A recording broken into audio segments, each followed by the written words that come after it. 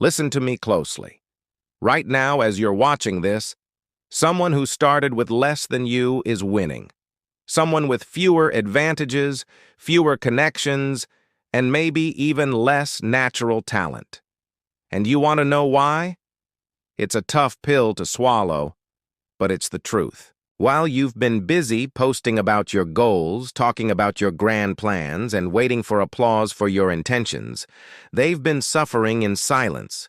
They've been putting in the brutal, unglamorous work when no one is watching, no one is cheering, and no one is there to give them a pat on the back. They've been failing privately, learning from their mistakes quietly, and building their empire relentlessly, brick by painful brick. They understood a fundamental truth that many of us miss. The world doesn't reward your struggles, it rewards your results. And real, lasting results are forged in those unseen hours, in the lonely moments when you choose to suffer through the process alone rather than perform for an audience that might not even care. Think about it. How much time have you spent curating the perfect post about your hustle?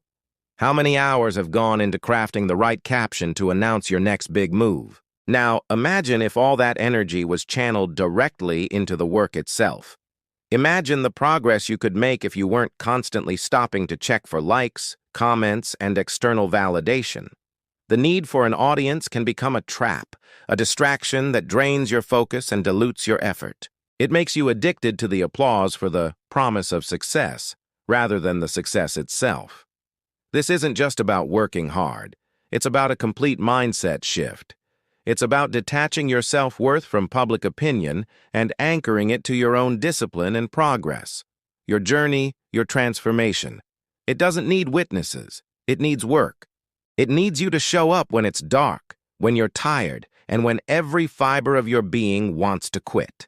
That's where the magic happens. That's where character is built and where victory is earned.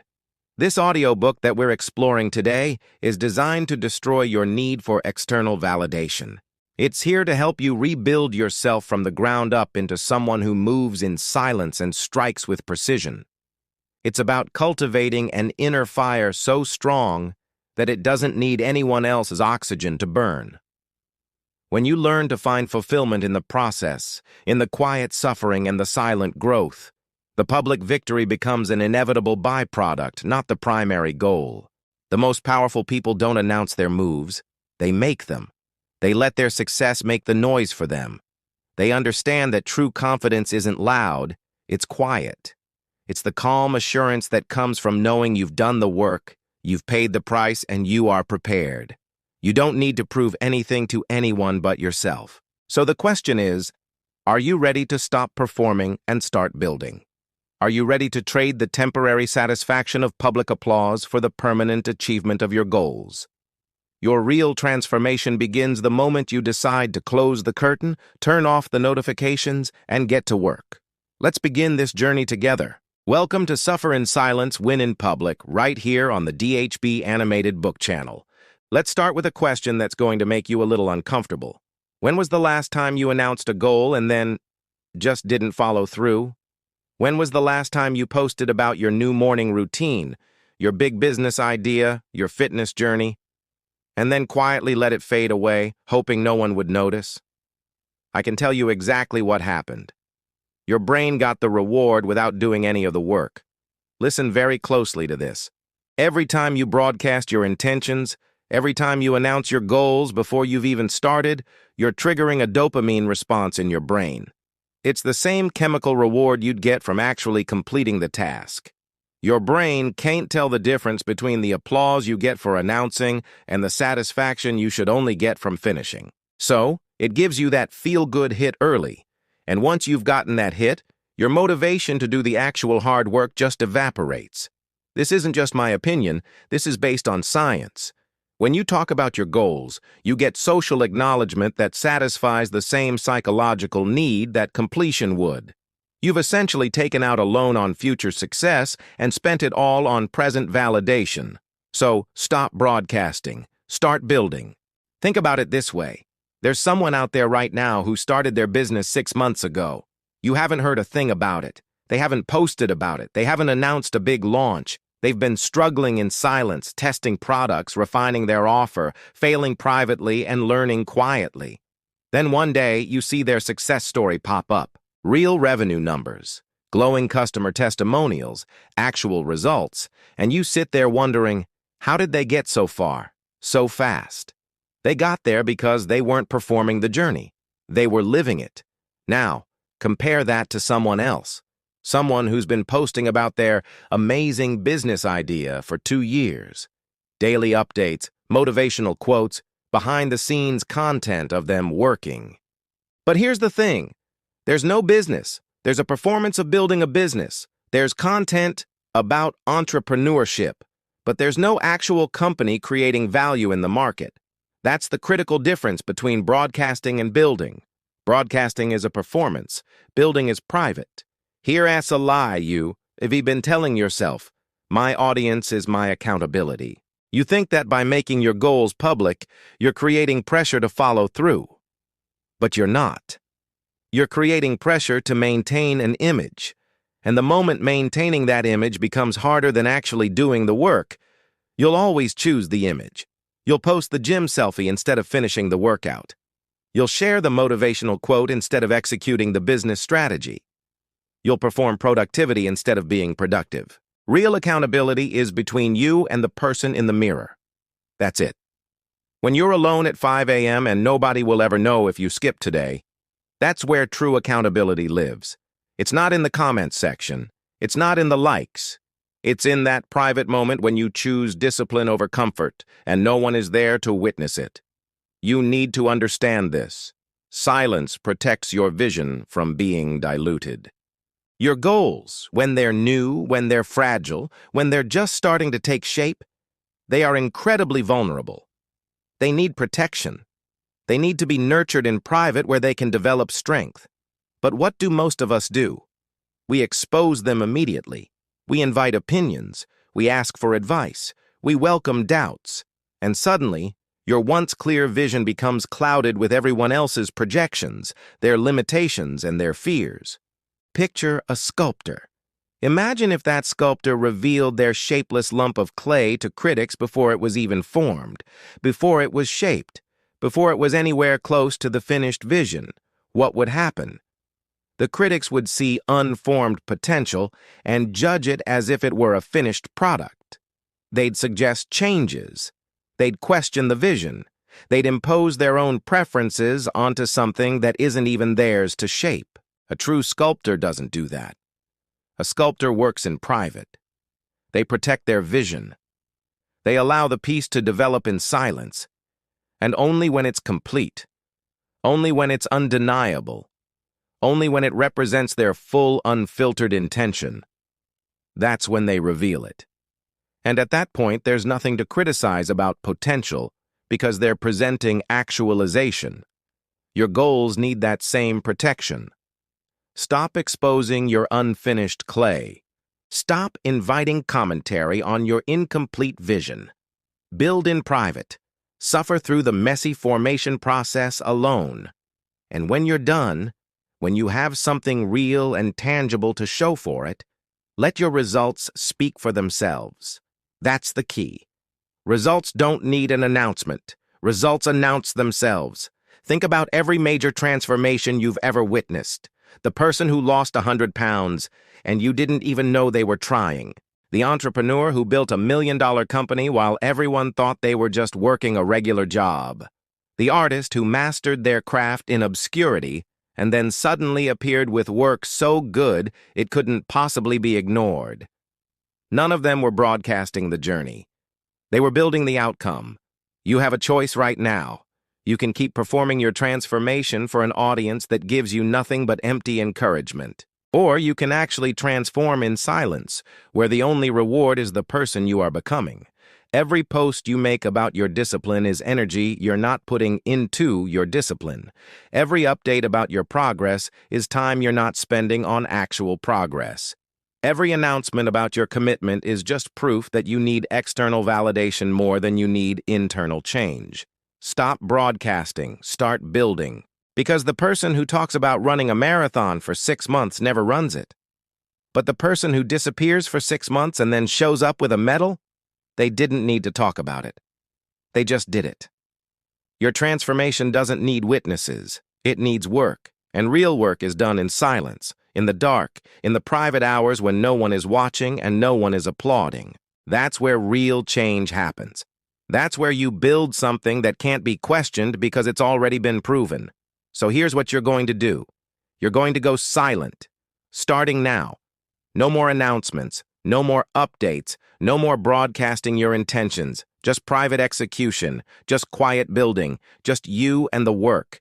Because here's the truth that will set you free. You don't need their permission. You don't need their encouragement. You don't need their validation. You need your discipline.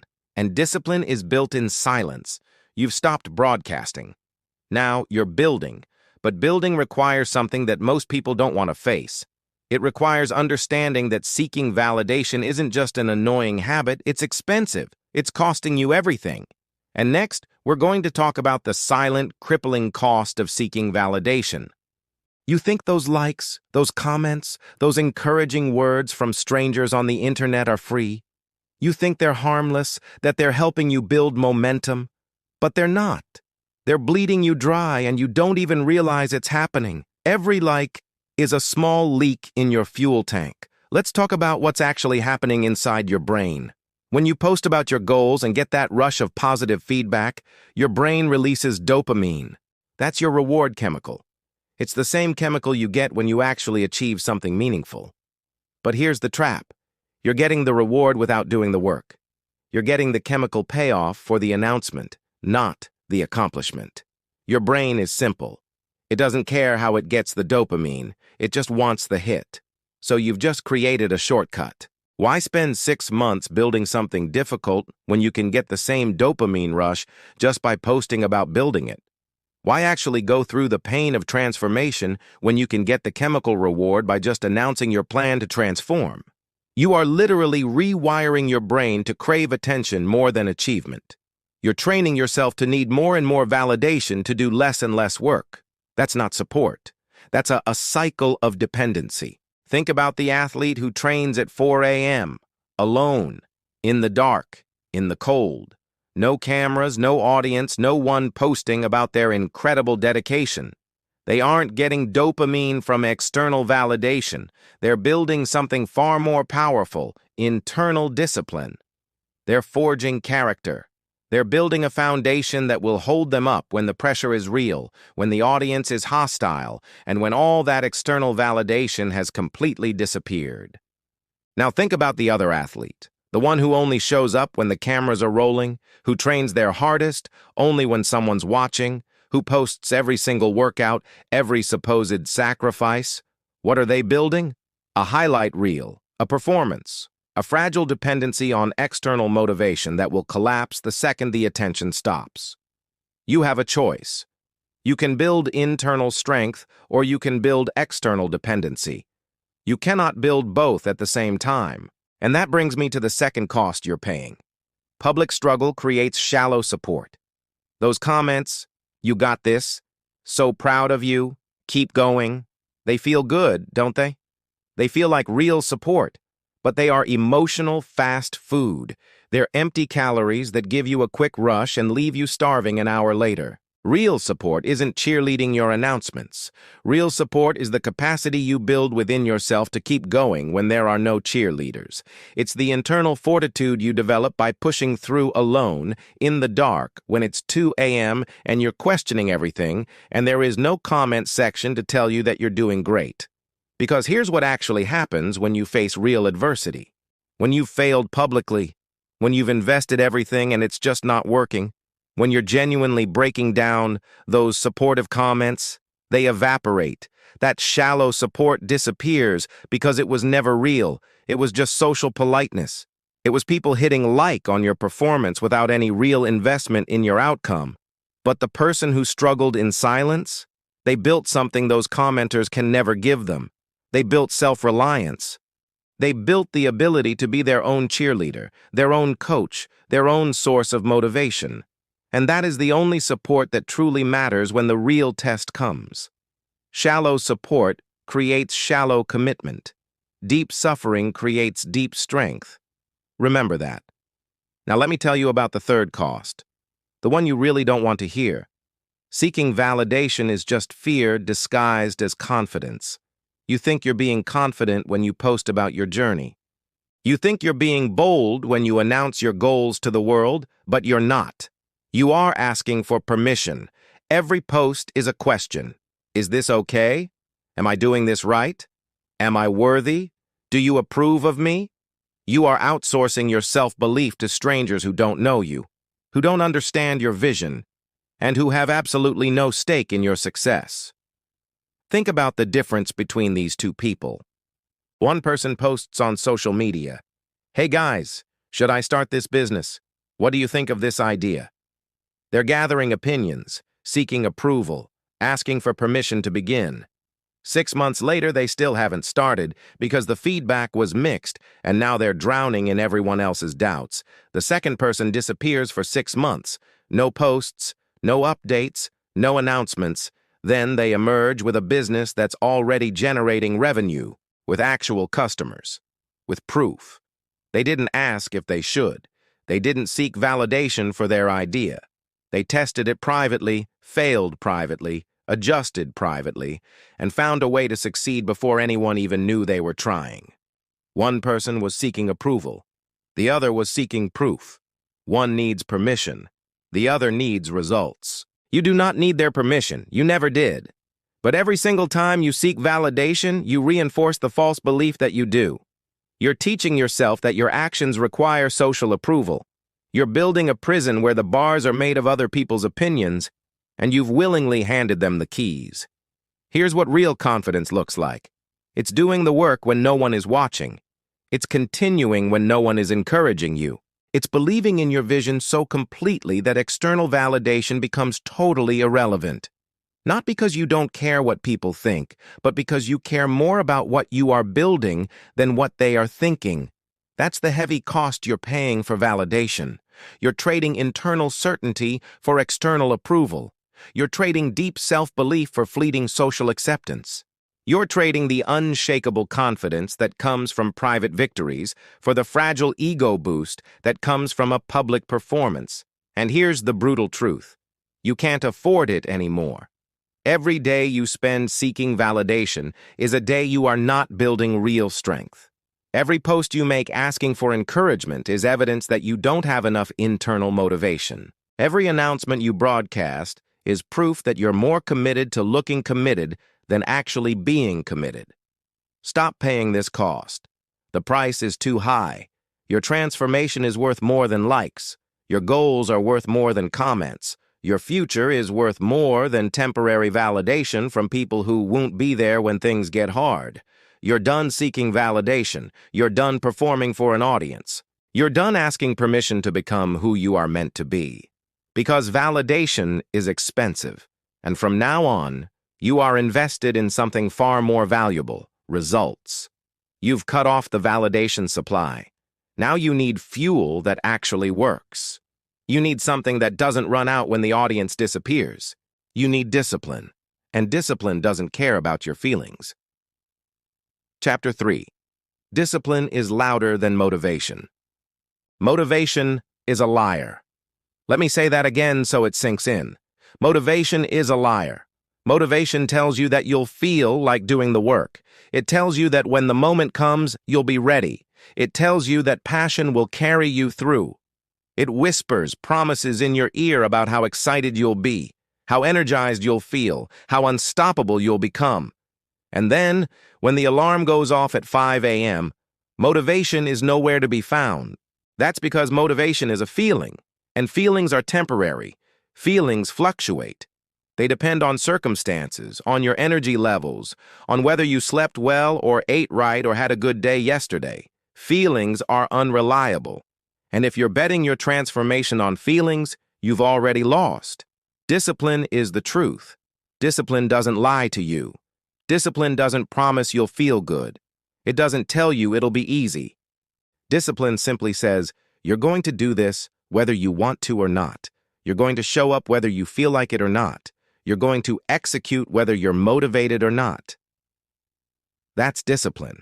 and discipline is the only thing that actually works. Think about the person who only works out when they feel motivated, when they're excited about it, when they saw an inspiring video or bought new workout clothes. They have these bursts of activity, followed by long stretches of nothing. 5 years later, they look exactly the same. No transformation, just a collection of false starts and good intentions. Now think about the person who works out on a schedule. Motivated or not, tired or not, excited or not. They show up, they execute, they don't negotiate with themselves. Monday, Wednesday, Friday, the workout happens. Not because they feel like it, but because that's what they do. 5 years later, their body is completely transformed. Not by motivation, by discipline. That's the key. Motivation is what makes you want to start. Discipline is what makes you finish. And here's what most people don't understand. Discipline compounds in silence. Every single day you show up without fanfare, without an audience, without recognition, you're making a deposit. That deposit feels small. It feels insignificant. It feels like it doesn't matter. But compound interest doesn't care about your feelings. It just keeps working. Think about the writer who produces 500 words every single day. Not when inspired, not when motivated, every single day. No exceptions.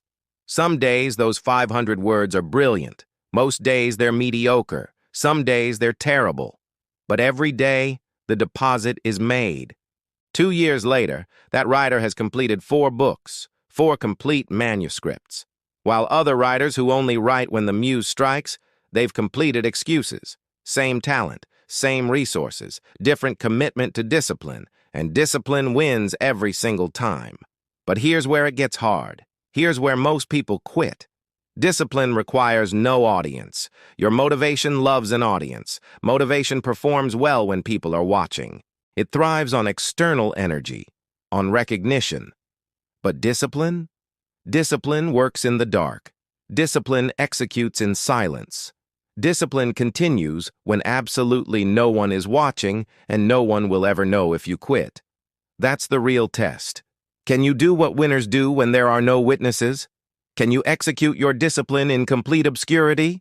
Can you maintain your standards when the only person who will know if you compromised is you? Think about the musician practicing scales at midnight in an empty room. No audience, no applause, no recognition, just repetition, just fundamentals, just the boring, unglamorous work that builds mastery. That musician is making deposits into an account that will pay dividends for decades. They're building a technical ability that can't be faked. Compare that to the musician who only plays during performances, who needs the energy of an audience to put in the work. What are they building? They're building the appearance of mastery. But performance isn't the same as mastery. And when the real test comes, when they need to execute under pressure, in difficult circumstances, without that external energy, they collapse. Because they never built discipline in silence. You have a choice. You can be the person who needs an audience to be disciplined, or you can be the person who is disciplined because that's who you are. One is performing discipline, the other is embodying it. One is external, the other is internal. And only internal discipline survives when external motivation disappears. Listen closely. Discipline is the private conversation between who you are and who you're becoming. It's not about proving anything to anyone else. It's not about looking disciplined.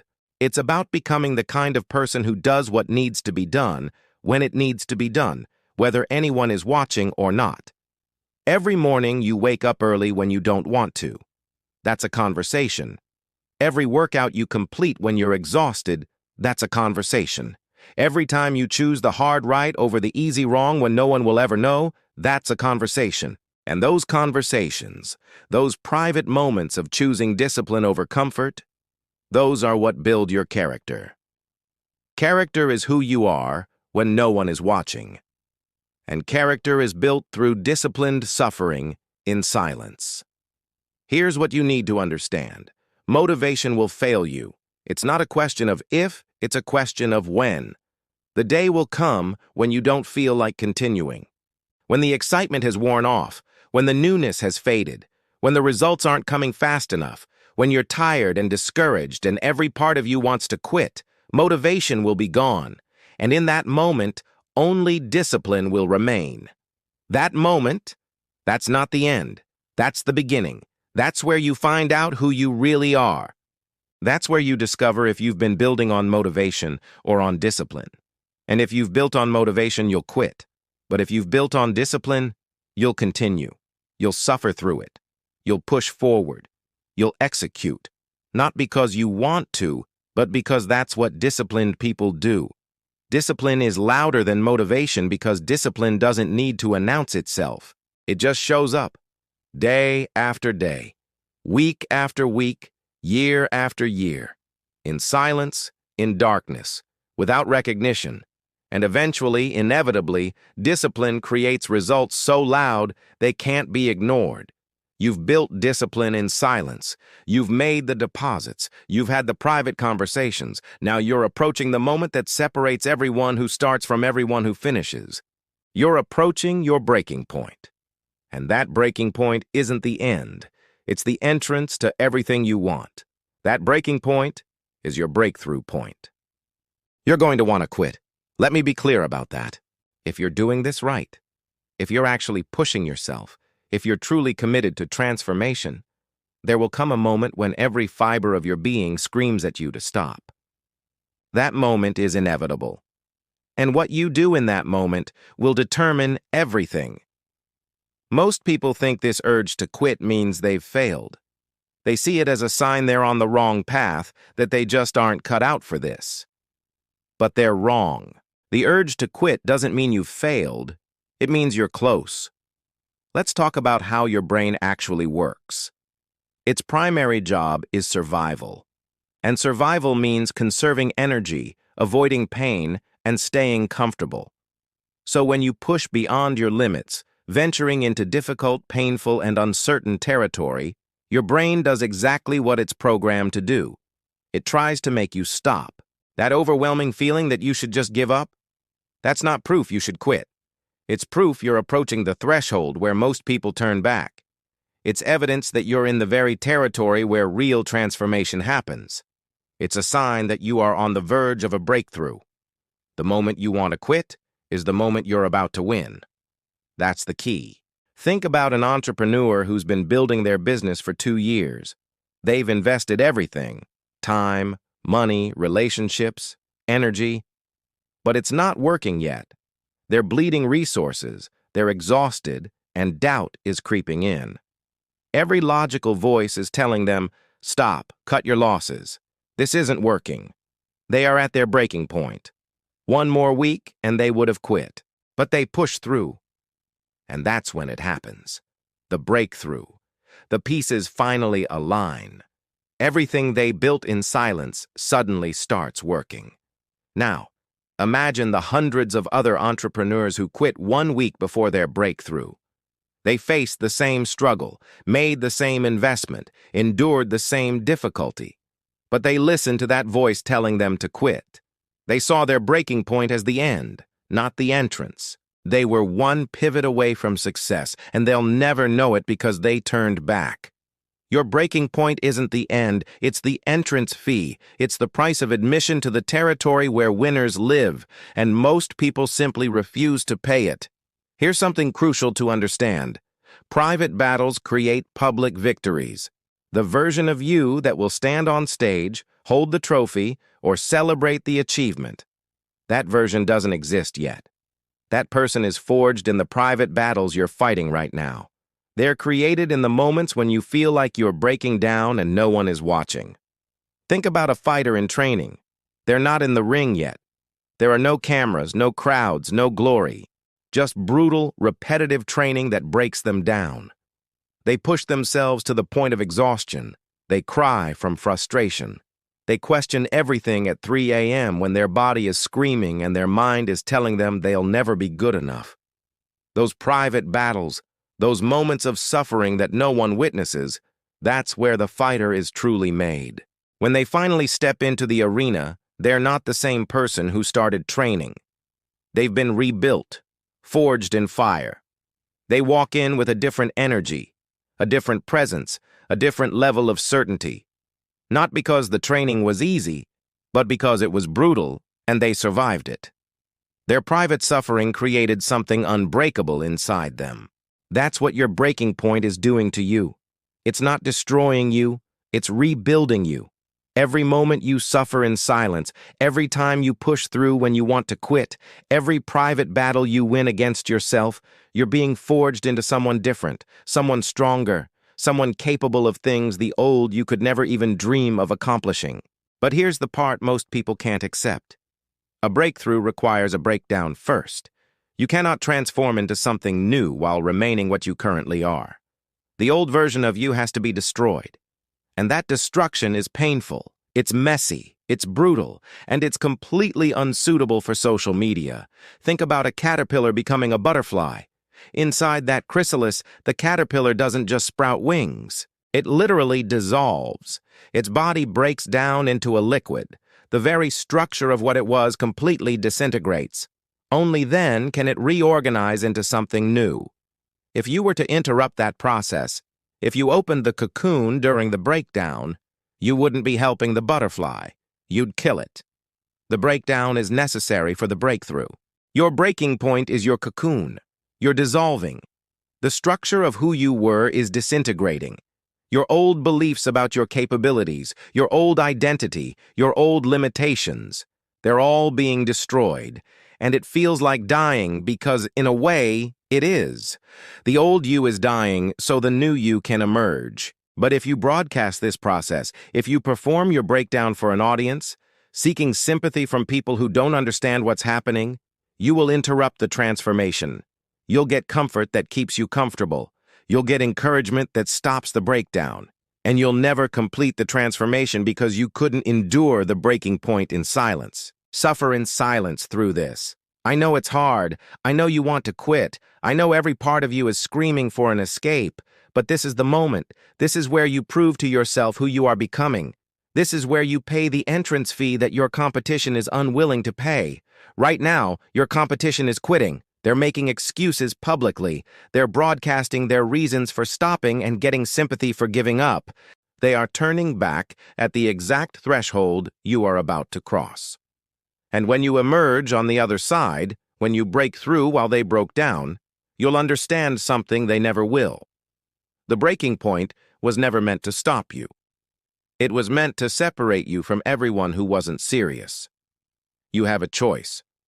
You can turn back right now and join everyone else who quit when it got hard.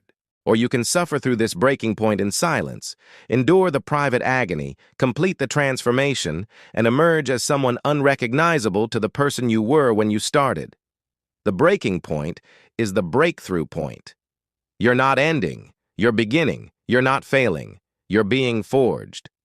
And what comes out on the other side will be worth every single private moment of suffering you endured to get there. You've survived your breaking point. You've been forged. Now you need to understand something critical. All of this discipline, all of this private suffering, it's not about proving anything to anyone. In fact, proving is the problem. Chapter 5, Stop Proving and Start Doing. If you're constantly trying to prove you're working hard, you're not working hard enough. Let that sink in for a moment. The person who needs to prove they're grinding, the one who documents every single sacrifice, who broadcasts every disciplined moment, that person is spending more energy on the performance of work than on the actual work itself. Think about it. Proof is in the results, not in the announcements. Real work produces evidence that speaks for itself. Fake work produces announcements that are just begging for validation. Let's picture an entrepreneur.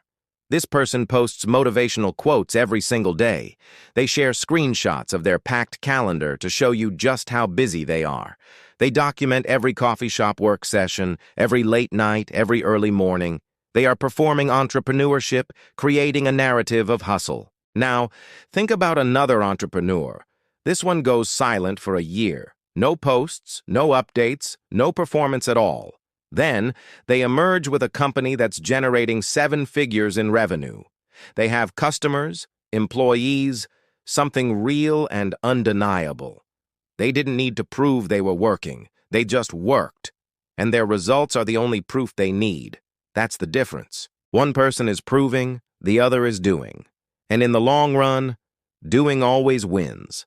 Here's a hard truth you need to understand. Your need to prove reveals your doubt. When you're truly confident in your path, when you're truly committed to your work, when you're building something substantial, you don't need anyone else to know about it. You're not doing it for them, you're doing it for you. But when you're insecure, when you're questioning if your efforts even matter, that's when you start performing. That's when you need that external confirmation.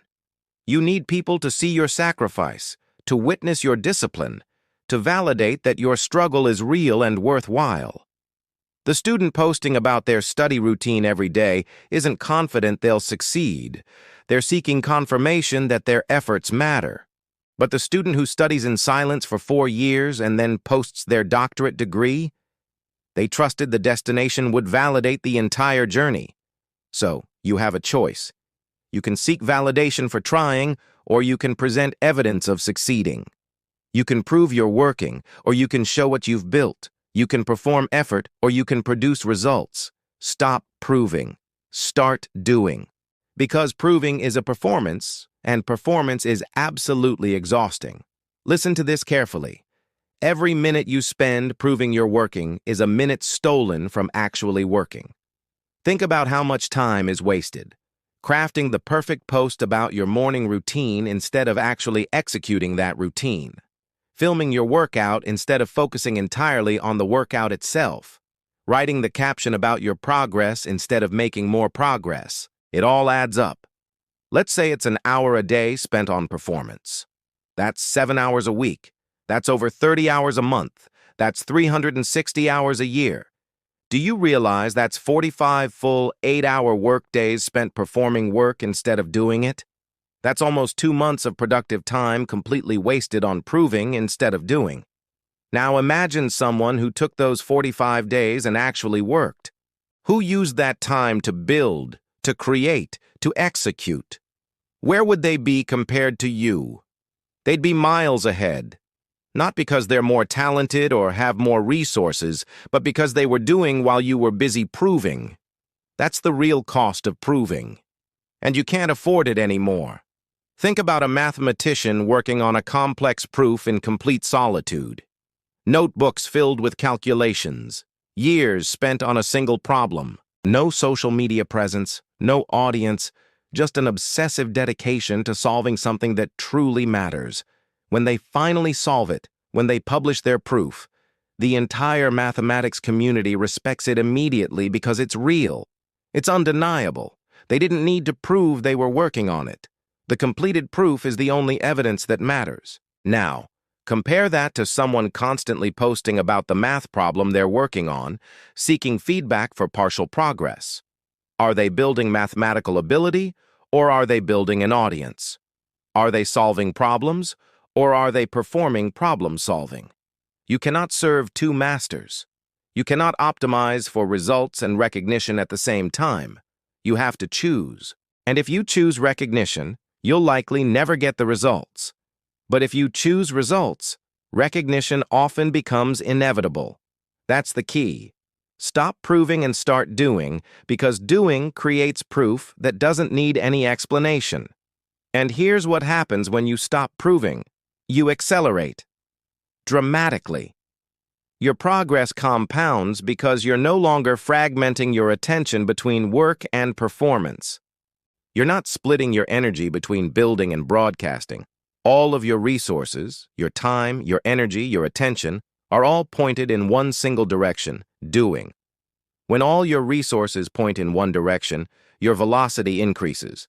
You learn faster, you build faster, you even fail faster, and therefore you succeed faster.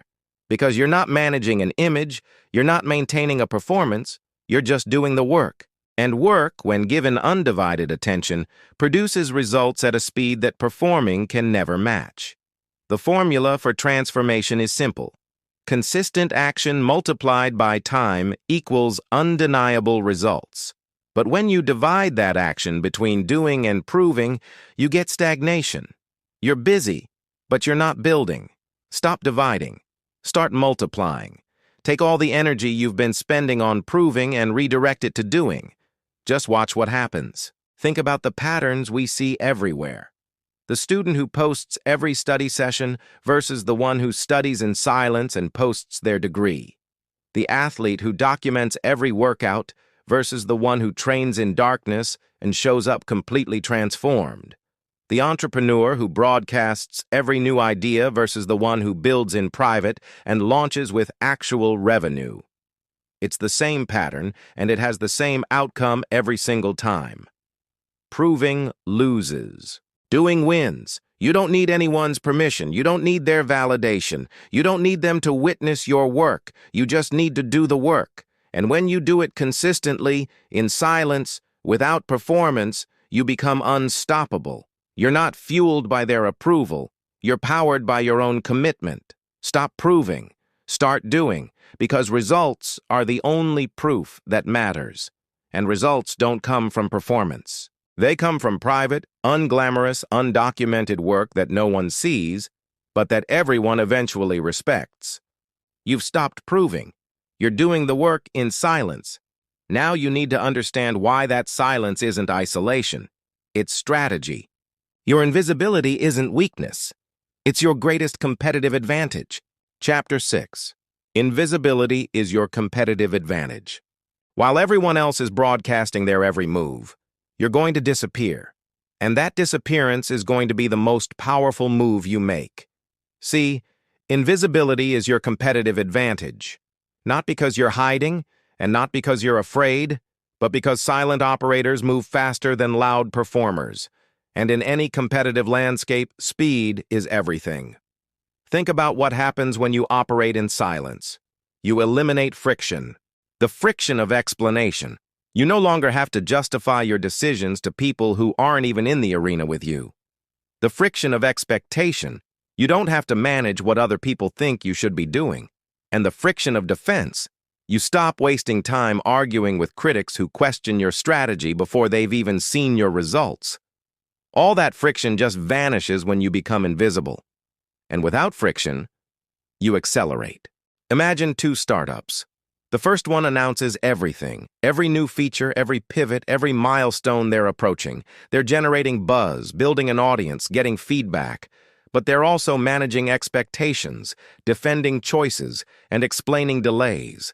They're spending precious energy on communication that could be spent on creation. Now, the second startup operates in stealth mode. No announcements, no updates, no performance. They're just building in complete silence.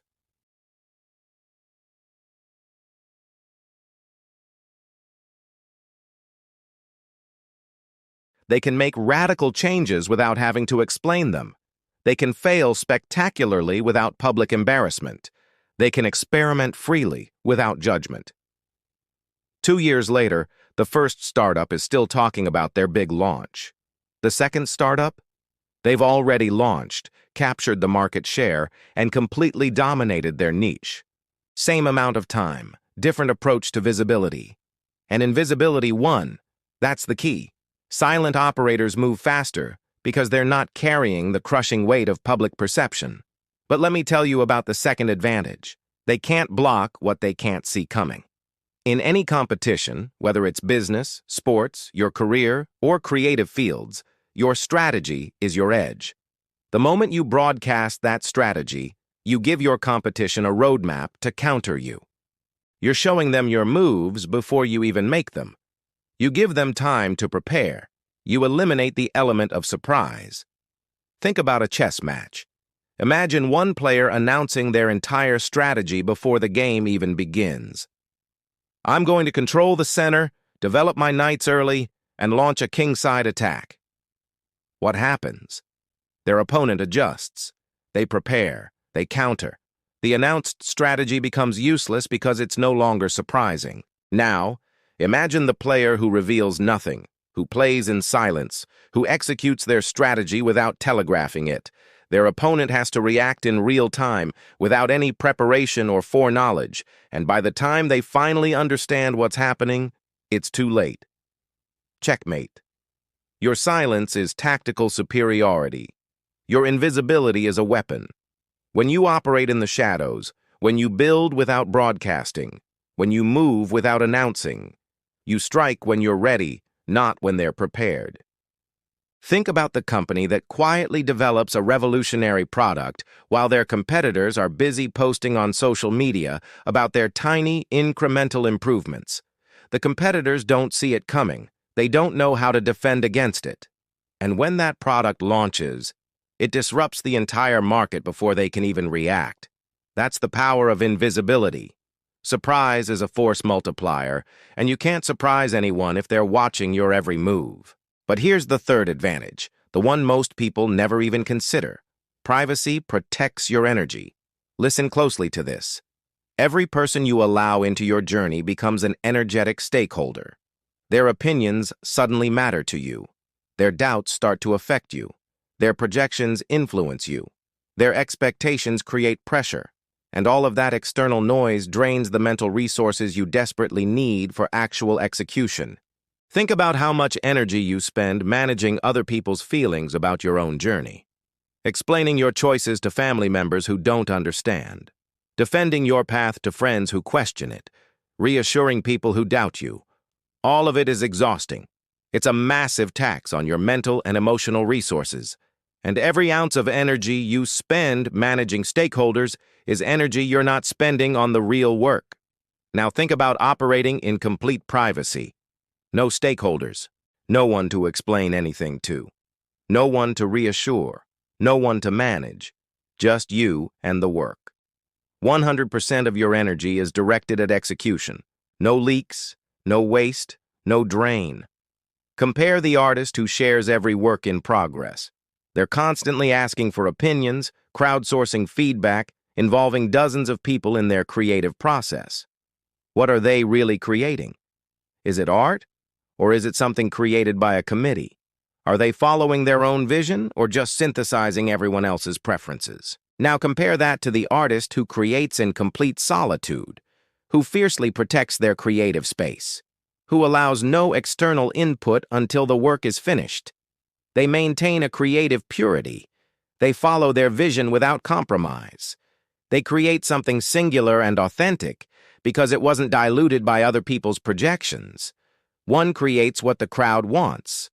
The other creates what they were meant to create. And that second artist, the invisible one, is the one who produces work that stands the test of time.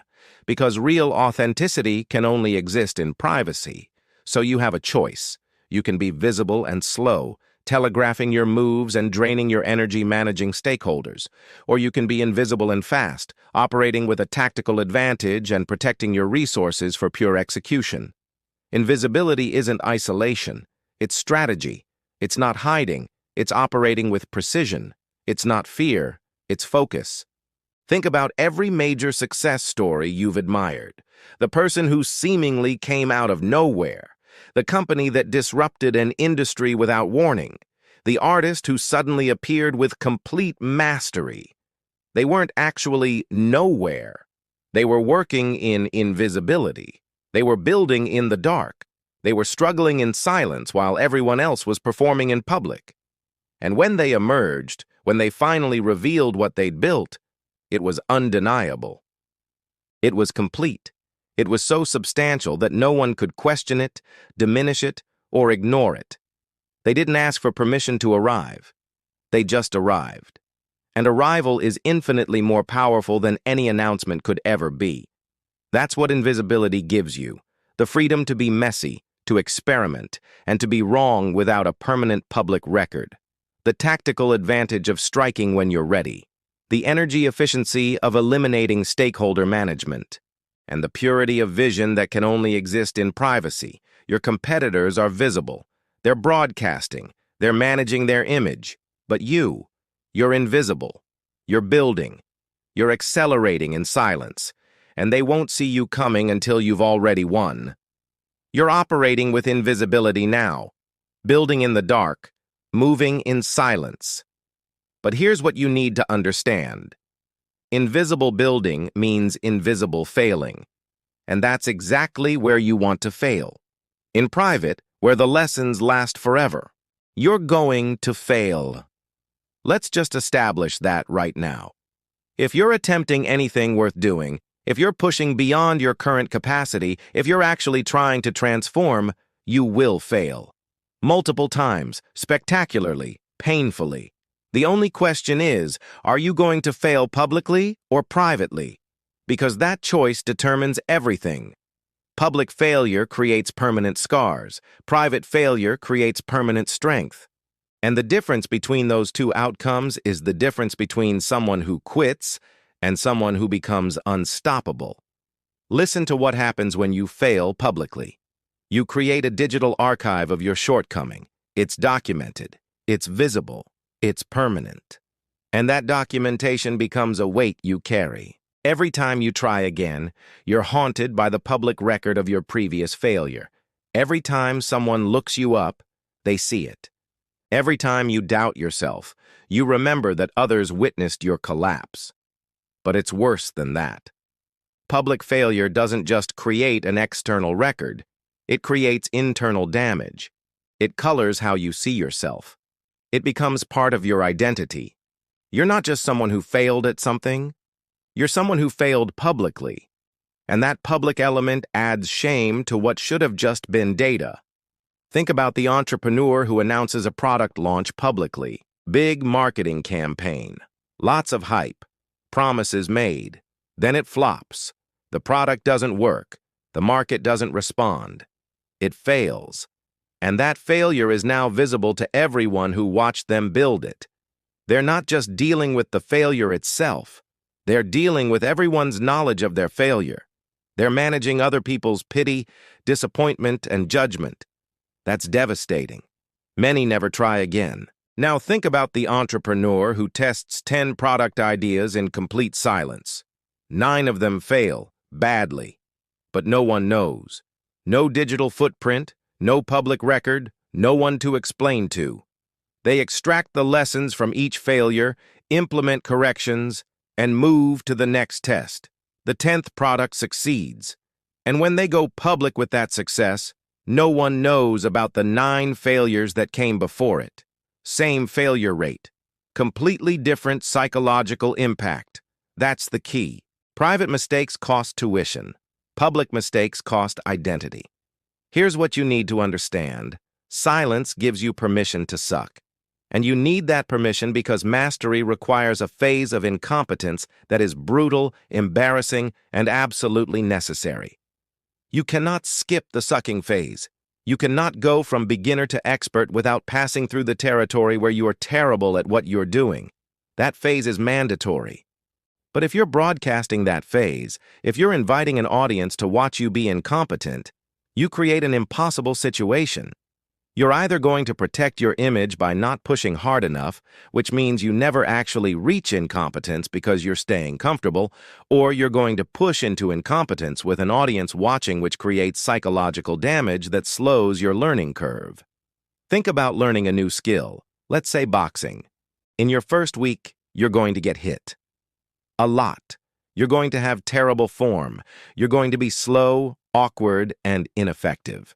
You're going to look foolish. That's the sucking phase. It's necessary. It's where learning happens. Would you rather go through that phase in a private gym with just you and a coach, where you can focus entirely on improvement? Or would you rather go through it with cameras recording, with people watching, with your incompetence documented for an audience? Which environment allows you to learn faster? The private one. Obviously. Because in private, you can focus on the work instead of managing your image. You can be fully incompetent without psychological cost. You can suck completely without social consequence. And that freedom to suck is what allows you to progress through incompetence quickly. Suffer in silence through the sucking phase. Because that's the fast track to mastery. Now let me tell you about the third advantage. Lessons learned in silence echo louder. When you fail publicly, you're immediately forced into explanation mode. You have to justify what happened. You have to defend your decisions. You have to manage other people's reactions. You have to respond to questions, criticism, and opinions. All of that noise drowns out the lesson. But when you fail privately, You can sit with the pain. You can analyze what went wrong without external pressure. You can extract wisdom without performance. You can have an honest conversation with yourself about what you did wrong, what you missed, what you need to change. That conversation, that private reckoning with your failure, that's where real learning happens. Think about the athlete who loses a race. If they lose privately, in training, with no audience, they can immediately review what happened. They can feel the disappointment without managing anyone else's expectations. They can identify technical errors without defending their strategy. They can determine what needs to change and implement corrections before the next attempt. But if they lose publicly, with media present, with sponsors watching, with fans commenting, they have to manage all of that before they can learn. They have to give interviews. They have to reassure stakeholders. They have to address criticism. And by the time they're done managing the public response to their failure, the lesson has been diluted by noise. Private failure allows you to turn pain into power immediately. Public failure requires you to manage perception first and extract lessons second. And that delay is costly. You have a choice. You can fail publicly and carry the weight of that failure in your identity, or you can fail privately and carry only the lesson into your next attempt. Here's the brutal truth. The person who's publicly failed and quit versus the person who's privately failed and used it as fuel, the difference is often just whether they failed with an audience demanding explanations or whether they failed in solitude where they could extract wisdom. Your failures don't need witnesses. They need analysis. Your mistakes don't need commentary. They need correction. Your setbacks don't need spectators. They need solutions. Fail in private. Learn in private. Correct in private. And when you finally succeed, and you will succeed, let that success be public. Because success earned through private failures is unshakable. It's built on a foundation of lessons that no one can see, but everyone will respect when they see the results. Every major success has a graveyard of failures behind it. The only difference between people who succeed and people who quit is whether those failures were public obstacles or private fuel. Make your failures private. Make your lessons permanent. Make your next attempt better. And eventually, inevitably, make your success undeniable. You've learned to fail in private. Now you need to understand why this approach isn't just effective. It's sustainable. Because everything we've talked about requires something most people don't have. Longevity. Which brings us to our next chapter. The loud lose, the silent sustain. You've seen it happen. The person who explodes onto the scene. All energy, all noise, all performance. They're everywhere. Posting daily, broadcasting every step of their journey, building a massive audience. And then, 2 years later, they're gone. Burned out. Disappeared. Meanwhile, there's someone else you probably haven't even noticed. They've been quietly working for 20 years. Same discipline, same commitment, still going, still building, no fanfare, no performance, just sustainable, consistent execution.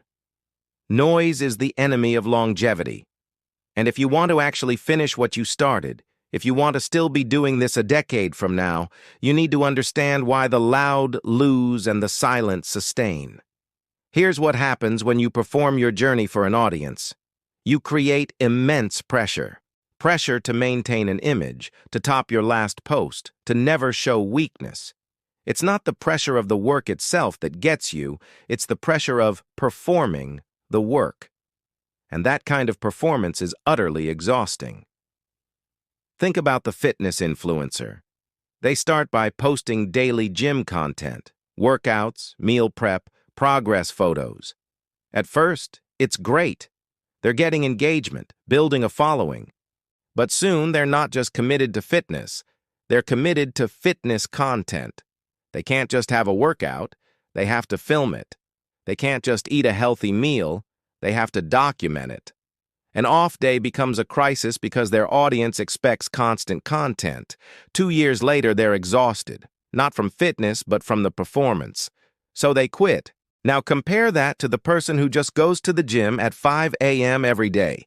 No camera, no audience, no content, just training. 20 years later, they're still there. Why? Because they aren't performing fitness. They're living it. And you can live something forever. You can't perform it forever. Quiet consistency will outlast loud intensity every single time. But it's not just about burnout. There's something more insidious at play. Attention is addictive. Once you get that dopamine hit from likes, comments, and followers, your brain starts optimizing for it. You stop making decisions based on what actually moves your goals forward and start making decisions based on what will perform well online. Imagine an entrepreneur building a business in silence. Every decision is filtered through one lens. Does this create value for my customers? Does this build a sustainable company? It's simple, clear, and focused. Now picture another entrepreneur who's broadcasting their entire journey. They're asking a totally different set of questions. Will this post get engagement?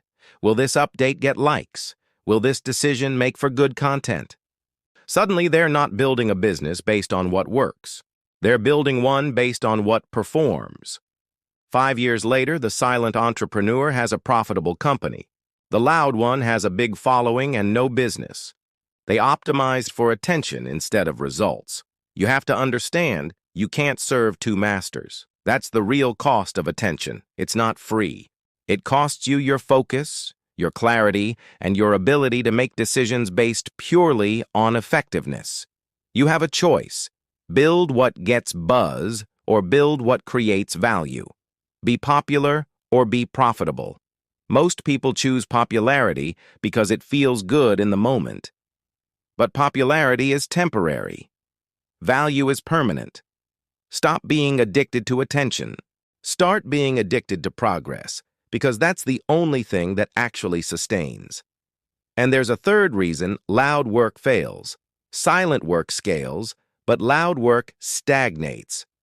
When your identity is tied to the public performance of your work, you create a ceiling for yourself. You can only grow as fast as you can document, post, and perform. You're trapped in a cycle of constantly feeding the audience monster just to stay relevant. Think of a consultant who posts about every single client win, shares every strategy, and broadcasts every success. They're building visibility, sure, but they're also creating a system where their growth is chained to their ability to create content. They can't just serve their clients. They have to document serving their clients. That's a bottleneck. Now think of the consultant who serves clients in silence. They focus entirely on delivering exceptional results. They build so much value that clients start referring other clients organically. Their growth isn't limited by content creation. It's scaling through reputation and word of mouth. Their results speak louder than any social media post ever could. One scales linearly, the other scales exponentially. And in the long run, exponential always wins. The loud lose, because performance demands your constant presence. The silent sustain because their results generate momentum that doesn't require their voice. Here's the bottom line. Longevity isn't about intensity. It's about sustainability. It's not about how hard you can go for 1 year. It's about how consistently you can go for a decade. And consistency at scale requires systems that don't depend on your performance. Think of it like a marathon versus a sprint. The sprinter gives everything, maximum output, maximum intensity, but they can only sustain it for a few seconds. The marathoner paces themselves with a sustainable output, and they can keep going for hours. Your career, your goals, your entire life, it's a marathon. And marathons aren't won by spectacular sprints. They're won by a sustainable pace, maintained in silence, mile after mile, year after year, when no one is watching and no one is cheering. The loud sprint.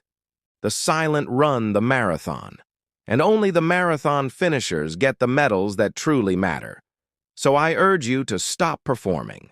Stop making content about your work instead of just doing your work. Stop optimizing for attention. Start building in silence. Start creating sustainable systems. Optimize for longevity, not just visibility. Become the person who is still here, still building, 20 years from now, long after everyone who was louder than you has quit.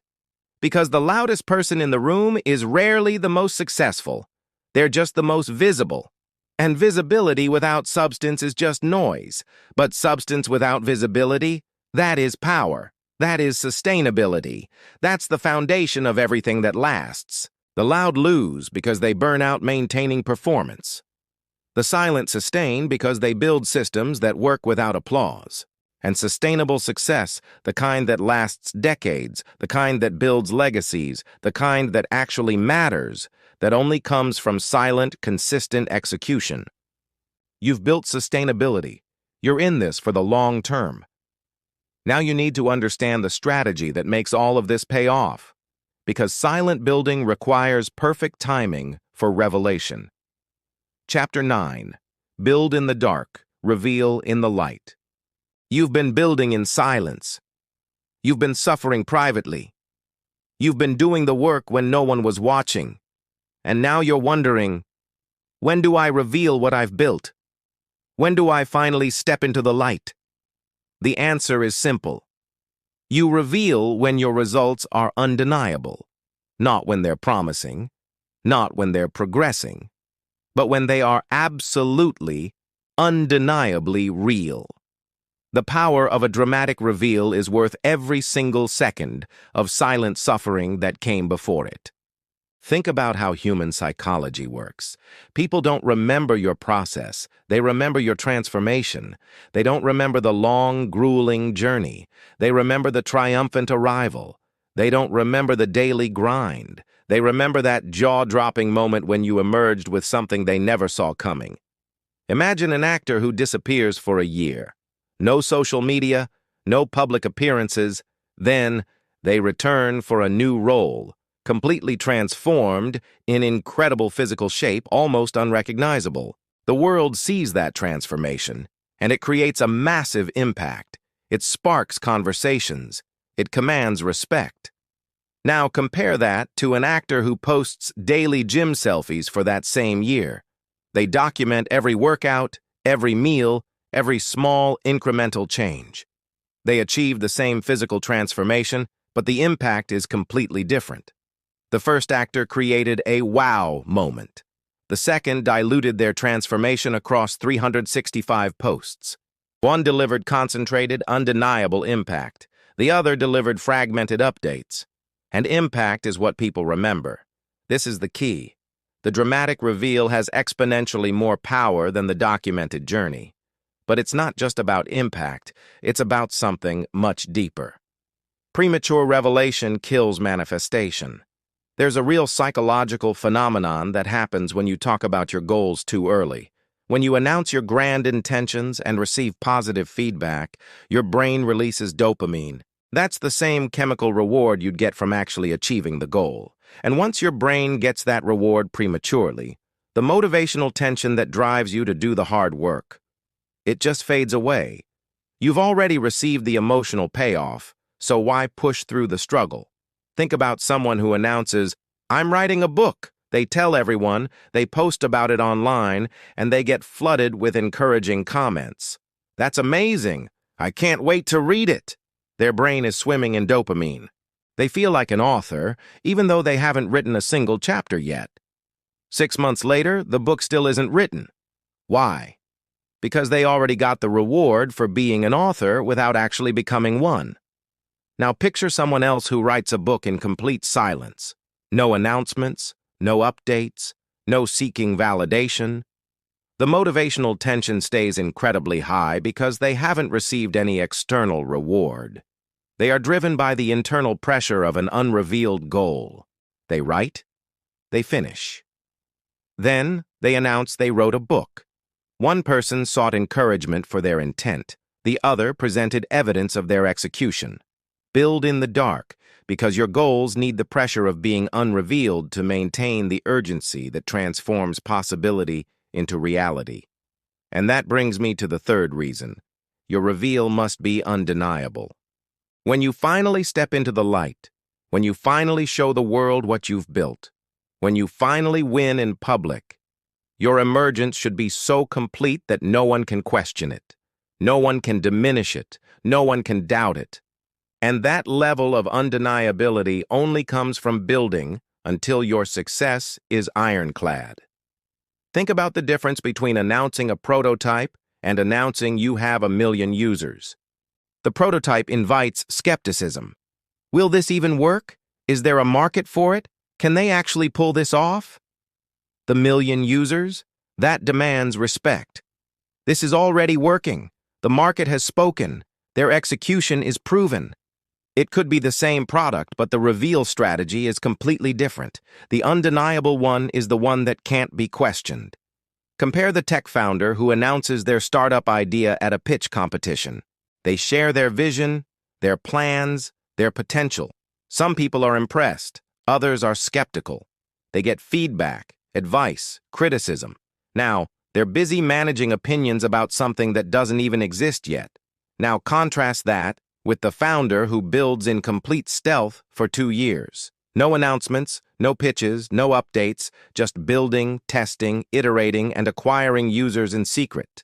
Then they emerge with real traction, real revenue, real proof. When they reveal what they've built, there's nothing left to pitch. There is only a reality to present.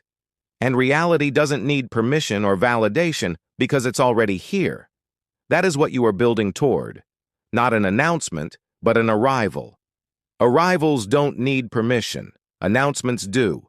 Arrivals don't need validation. Announcements do. Arrivals don't need defending. Announcements do.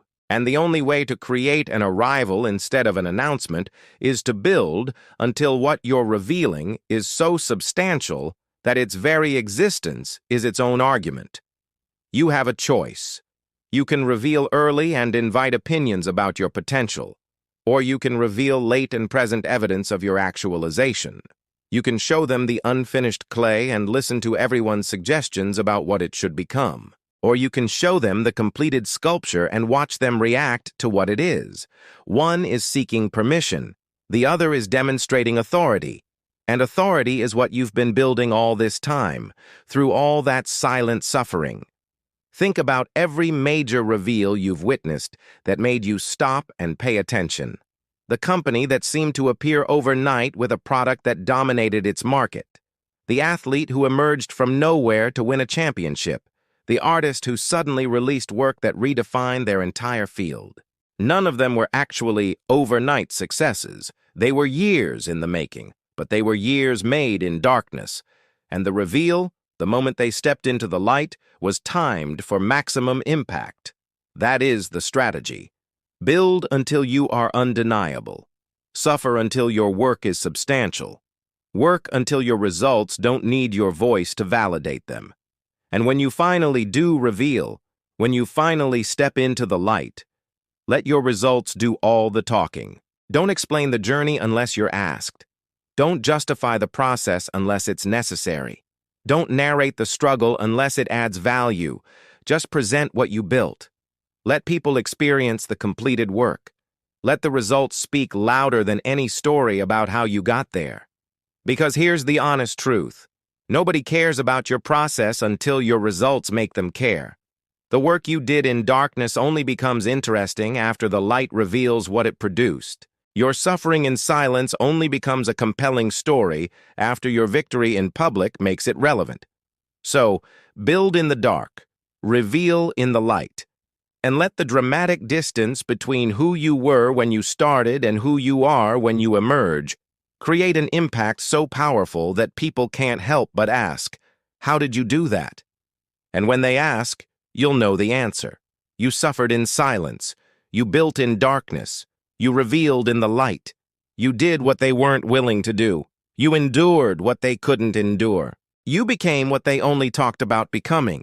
You've mastered the strategy of building in the dark and revealing in the light. But now, we need to address the most important truth of all. Because everything you've built, everything you've suffered through, everything you've become, it's revealed something fundamental about who you really are. Chapter 10. The person you become in silence is who you really are. Take away the audience. Remove the validation. Get rid of the applause. Strip away every external measure of success. What's left? That is who you really are. And that discovery is the most important one you'll ever make. Your private actions define your true character, not your public persona, not your social media feed, not the carefully crafted image you show the world. Who you are when no one is watching, when there's no social credit to earn, no audience to impress, that's your authentic self. The distance between your public image and your private actions is the gap between who you pretend to be and who you actually are. Think about that person you follow who posts about discipline and dedication. Their feed is full of early morning workouts, productive routines, and motivational quotes. That's the image they want you to see. But what happens when the camera is off? Are they still disciplined when no one's watching? Do they follow that routine when nobody will know if they skip it? If the answer is no, then that public persona is a performance. It's who they want to be, not who they are. And you cannot build real, lasting success on a foundation of performance. You can only build it on authentic character. Your private actions are the only honest measure of who you are. Suffer in silence, because that's where you discover the truth. That's where you find out if you're truly committed or just committed to looking committed. That's where you learn if your discipline is real or if it's just content. This is where you face the question that changes everything. Who are you when no one is watching? That brutal, honest question separates those who truly transform from those who just perform. Here's something you need to understand. Silence strips away the ego and reveals your essence. Your ego loves an audience. It thrives on validation and needs witnesses to feel important. But when you remove the audience and work in complete silence, your ego has nothing to feed on. What remains is your pure essence. That essence is either strong enough to carry you to your goals, or it's exposed as insufficient. And you need to know which one it is. Because if your essence is weak, if you're powered by external validation instead of internal drive, you will never sustain success. You might achieve it for a while through performance, but you won't maintain it once that performance becomes exhausting. Think about two fighters training for a championship. The first fighter only trains hard when the coaches are watching, when teammates are around, when there's energy in the gym. They feed off that external motivation. Take it away, and their intensity drops. The second fighter trains alone, late at night. No coaches, no teammates, no external energy. Just them and the work. They are discovering their essence, their internal capacity to push forward without any outside fuel. They are testing themselves when the only witness is their own reflection. When both fighters step into the ring, they've both trained. But only one has trained their essence. Only one has discovered their true capacity. In those final grueling championship rounds, when fatigue sets in and the roar of the crowd fades, that's when essence matters.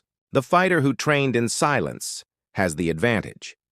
Your transformation in silence reveals whether you're powered by internal drive or external validation.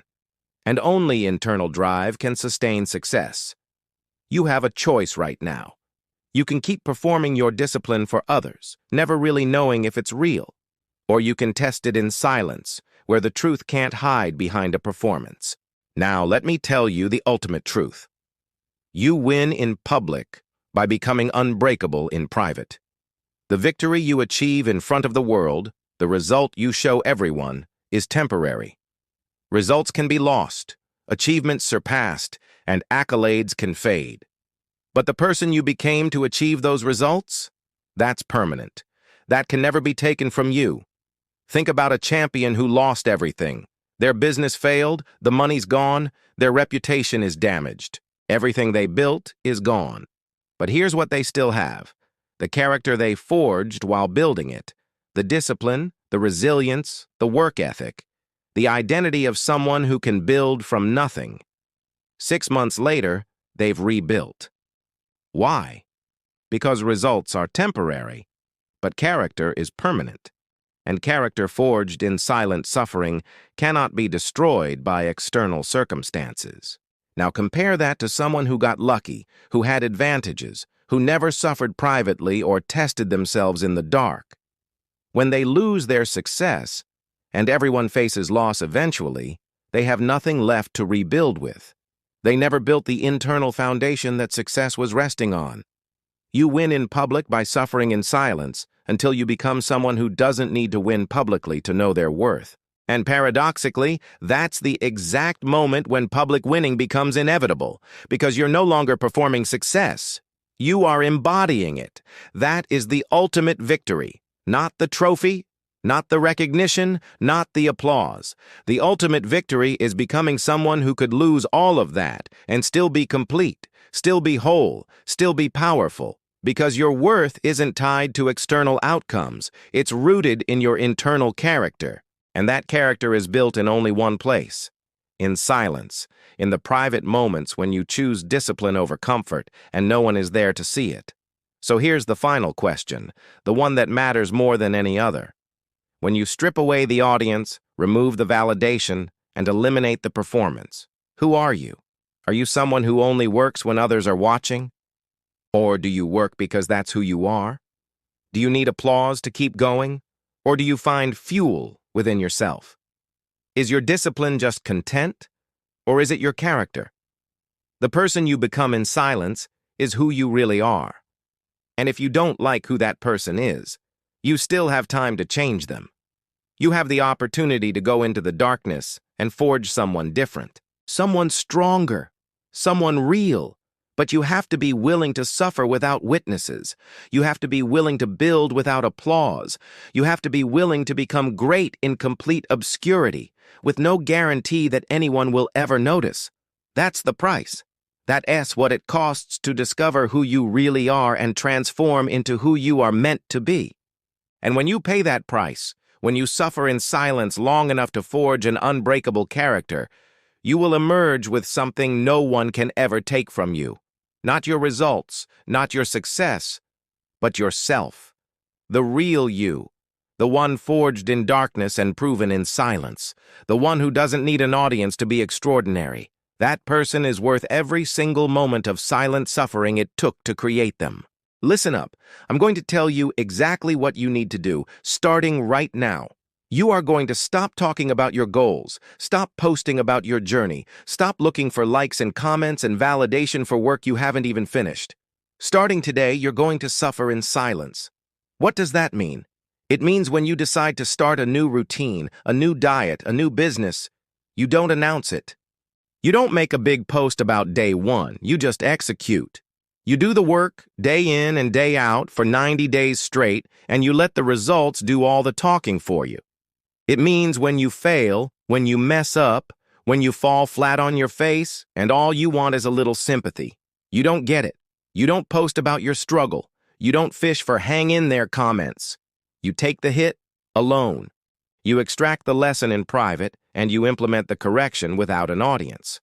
Your failures are your best teachers, but the classroom is for you and you alone. And it means when you feel like you're breaking, when the pressure is immense, and you just want someone to tell you it's going to be okay. You don't crowdsource your strength.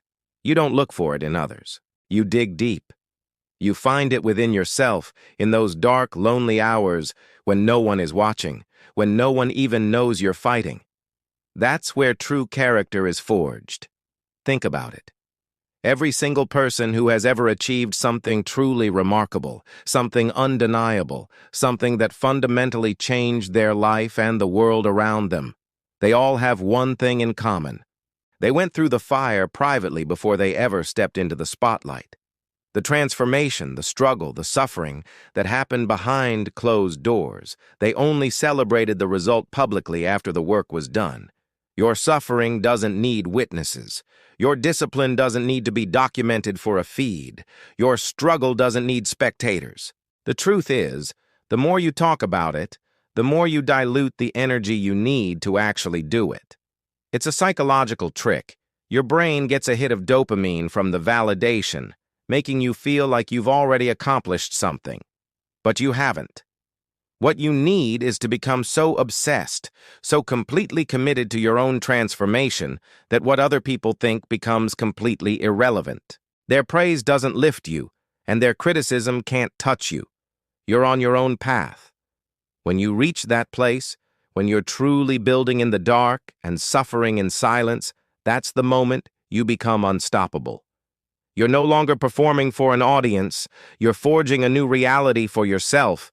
So I'm telling you, go silent, disappear into your work, build in the darkness, suffer without an audience. And when you emerge, and believe me, you will emerge, let your results scream so loudly that no introduction is necessary.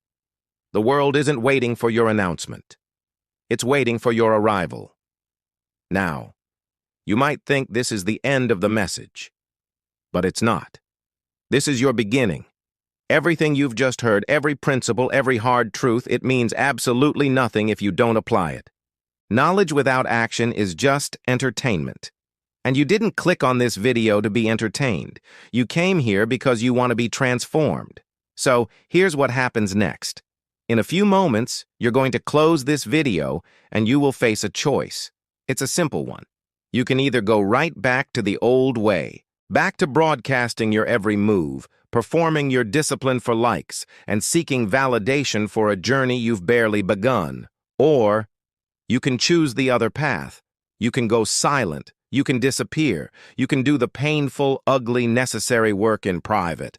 You can commit to becoming someone completely different when nobody is watching. That choice is yours and yours alone. I can't make it for you. Your friends can't. Your family can't. This is your moment. This is where you decide, right now, who you are truly going to be. Are you going to be someone who consumes motivational content, feels good for 10 minutes, and then does nothing? Or are you going to be the person who takes these principles and forges them into your very character through silent, private, relentless execution? The world does not need more people who talk a good game. It doesn't need more aspiring anything. The world is desperate for people who actually transform, for people who do the work, and real, lasting transformation happens in silence.